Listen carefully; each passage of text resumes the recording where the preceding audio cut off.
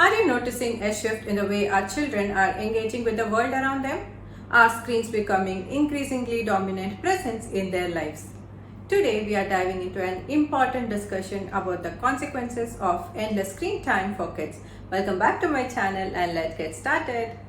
Think about how sitting in front of screen all day can make our kids not move around much. This lack of physical activity can lead them gaining too much weight and having health problems.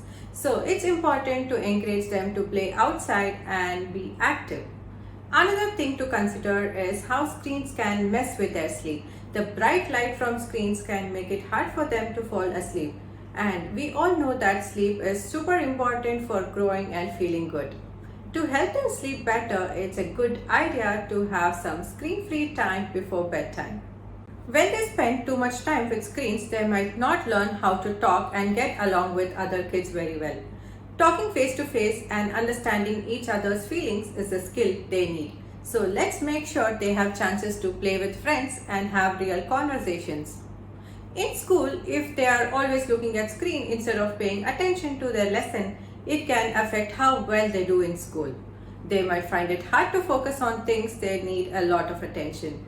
So, we should set some rules about when they can use screens and when they need to focus on schoolwork.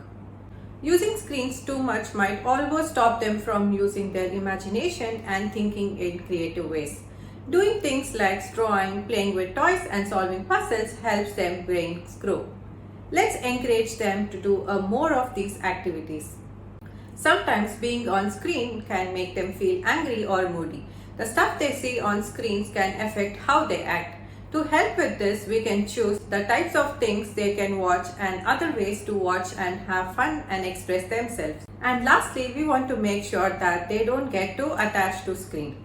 It's easy for them to always want to be on phones or tablets. We should show them how to use screens in a smart way and have rules about when and how long they can use them. So as parents, we need to find a good balance. Screens can be cool and helpful, but we also make sure that our kids are moving, sleeping well, talking to others and focusing on school, using their imagination, staying happy and not getting too caught up with screens. It's all about finding the right mix for them to grow up healthy and happy.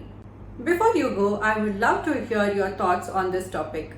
Have you noticed the effects of screen time on your child's behavior and development? Share your experiences in the comments below.